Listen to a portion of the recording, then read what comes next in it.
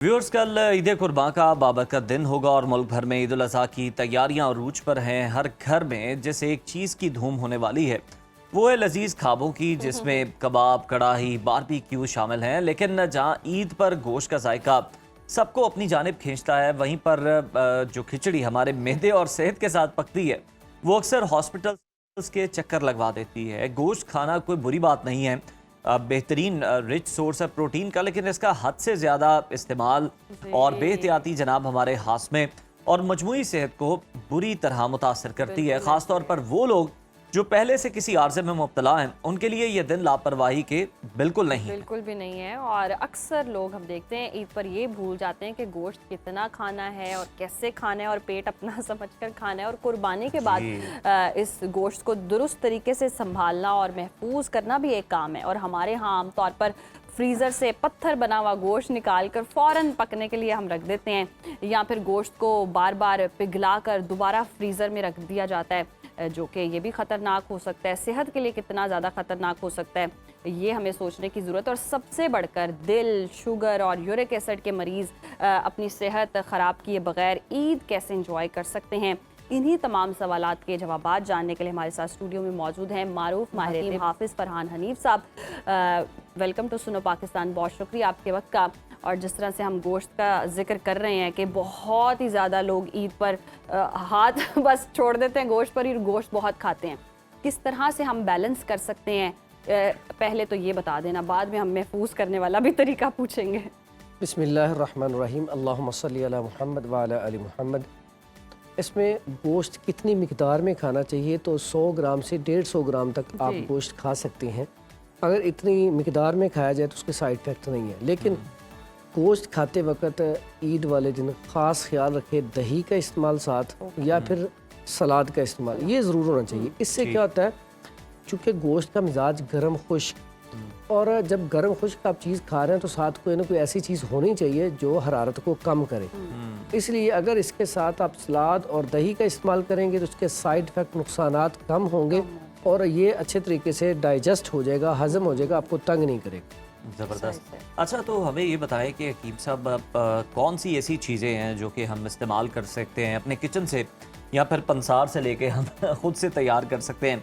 कोई फक्की है या कोई इस तरह का कोई भी पाउडर है जो कि, हाँ, क्योंकि देखिए लोगों ने 100-150 वाले पे तो नहीं रहना, सीधी बात है, क्योंकि उन्होंने कहीं भी आना जाना तो है। बेहतियाती आपने सही किया, ये मिकदार जो आपने बताई, इस पे तो ज़हर, इस पे तो रहने वाली बात ही, यहाँ तो ज़हर साल भर ना खाता। ठीक है, हम तो आपको पता जिम वाले वैसे प्रोटीन के पीछे भागते हैं वहाँ। तो हकीम साहब, बेहतियाती तो होनी है, उसके लिए कोई पाउडर, कोई चीज़ भी तजवीज़ करते हैं? इसमें बड़ी बेहतरीन चीज़ें हैं कि पुदीना ताज़ा इस मौसम में बहुत वाफर मिकदार में होता है।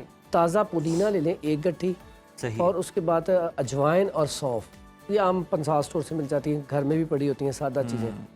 तकरीबन छोटा 1-1 चम्मच इसका ले लें। तीनों चीज़ों अब 7-8 गिलास पानी ले लें, उसमें इसको ना उबाल लें, उबाल के ये पानी रख लें। अब ये पानी अगर आप साथ साथ इस्तेमाल करते रहते हैं, पूरे दिन में 2-3 गिलास इस्तेमाल कर लेते हैं, तो इससे आपका डाइजेस्टिव सिस्टम बिल्कुल ठीक रहेगा, खाना आपको हजम होगा। ये जो ऐसे ही ज़्यादा गोश्त खाने की वजह से डायरिया आता है, आपका पेट ख़राब हो जाता है, दिल की धड़कन तेज़ हो जाती है, घबराहट, बेचैनी, खास करके ऐसा पेशेंट जिसका कोलेस्ट्रॉल ज़्यादा होता है, ट्राइग्लिसराइड ज़्यादा होता है, या यूरिक एसिड का पेशेंट है, तो ऐसा पेशेंट जब खाता है कुछ, उसको घबराहट फील होती है। तो ये पानी पीने से ये घबराहट नहीं होगी, तबीयत बिल्कुल फ्रेश रहेगी। उसके बाद ऐसी चीज़, अगर आपको भूख नहीं लग रही, आप कहते हैं कि अब ईद में भी भूख नहीं लग रही तो मैंने गोश्त भी खाना है, तो उसके लिए आप सफ़ूफ घर में बना के रख लें। एक उसमें 50 ग्राम अजवाइन ले लें, 50 ग्राम सौंफ ले लें, 50 ग्राम उसमें पुदीना ले लें, और 50 ग्राम अनारदाना ले लें, और 40 ग्राम काला नमक ले लें, और 10 ग्राम काली मिर्च ले लें। इसका पाउडर करके रख लें। 1/2 टीस्पून ताज़ा पानी के साथ या नीम गर्म पानी के साथ इस्तेमाल करेंगे, फौरी तौर पे भूख लग जाएगी। और ये ऐसा सफ़ूफ है कि आपके घर में पड़ा होना चाहिए। अगर खाना हजम नहीं हो रहा या बच्चों को भूख नहीं लग रही, तो ये इस्तेमाल किया जाए, ताकि प्रोटीन जिस्म को बड़ी ज़रूरी चाहिए, B12, जिंक। अब ये सारी चीज़ें ऐसी हैं, ये इस्तेमाल करेंगे तो इससे एक तो आप गोश्त आपके लिए अच्छा है, सिर्फ ये है कि मिकदार कितनी खानी है, बस इसको एहतियात से खाया जाए तो इसके बहुत सारे फायदे हैं। जबरदस्त, यानी कि जो लोग नहीं तो खा खून सकते की पैदावार के लिए और ये देखें। और ये मिकदार हर मील टाइम पे होनी चाहिए अच्छा इसमें या डेली? अच्छा नहीं नहीं, इसमें ना दो चीजें याद रखें। देखिए खून की पैदावार बढ़ाने का बेहतरीन सोर्स है।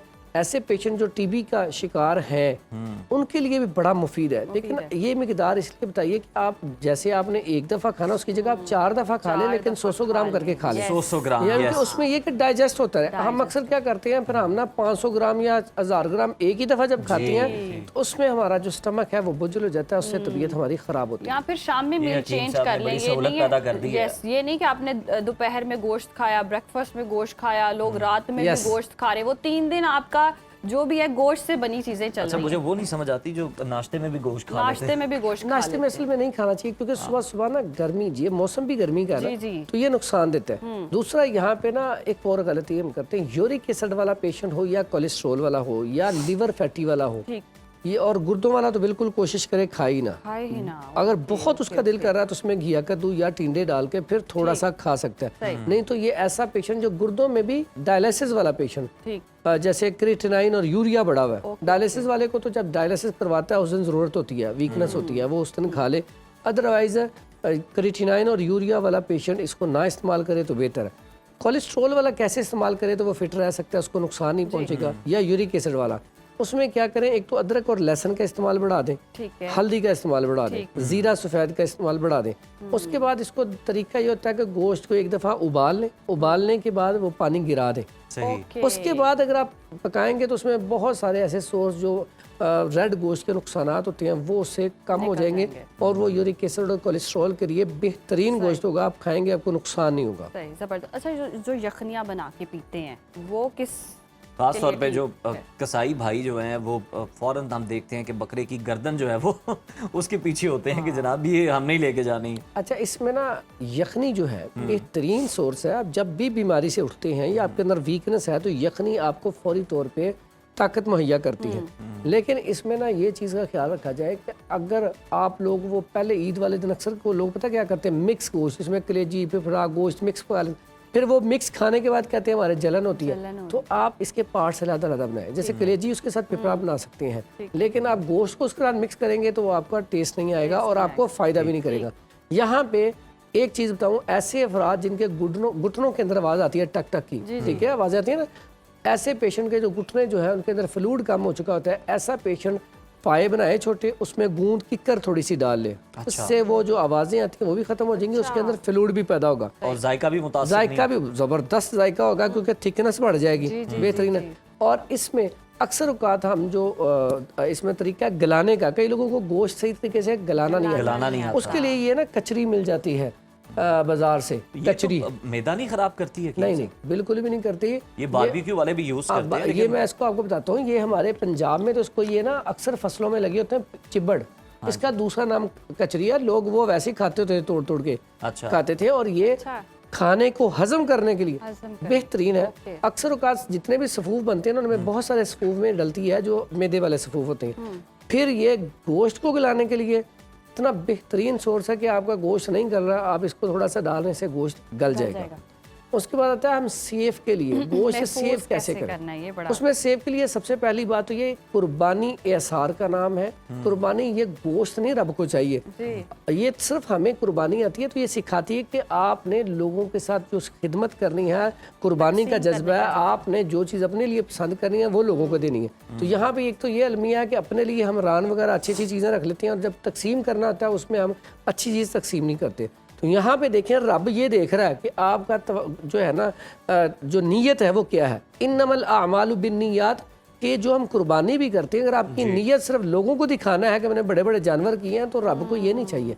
वहाँ पे गोश्त मिक्स करके बिल्कुल एक जैसा गोश्त तकसीम किया जाए, और इतना गोश्त ज़रूर दिया जाए अगले बंदे को कि अगले बंदे का एक टाइम का खाना बन जाए। उसके बाद क्योंकि कई तो मजाक करते हैं, बिल्कुल एक एक दो पीस पकड़ा देते हैं मुनासिब, फिर उनका तरीका बांटने का एक साफ सुथरा एनवेलप लें या कोई बॉक्स ले लें, उसके अंदर इज्जत के साथ दे के आएँ।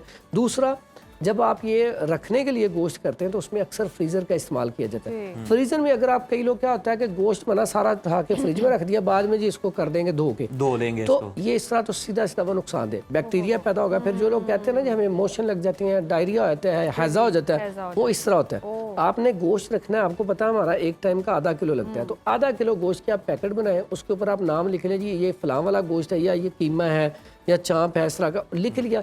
फिर वो आप उसको सेव करेंगे, कोई जिपर ले लें उसमें, क्योंकि बॉक्स में इतना गोश्त आप रख नहीं सकते।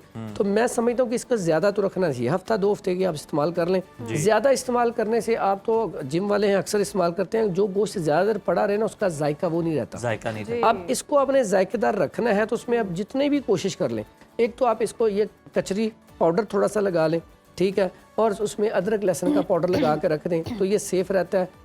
और गोश्त को कभी भी कोशिश करें आपने सेव करना है तो साफ सुथरा गोश्त वैसे ही रखें, उसे धोएं ना। धोने से भी आपका बैक्टीरिया उसमें बढ़ जाता है। अच्छा, धोने के बगैर रखा जाए, सेव किया जाए। जब आप निकालते हैं उस वक्त भी कई दफ़ा गलती होती है कि कुछ लोग धूप में रख देते हैं उसे, कुछ लोग वैसे ही किचन में रख देते हैं। नहीं, बीफ बना रहे हो, हाँ जी, उसको आप क्या करें, आप उसको पानी में ना, ठंडे पानी में रख दें, आम पानी में रख दें, वो अलग हो जाएगा। उसके बाद उसको ना इस्तेमाल करें, उस वक्त धुल भी जाएगा।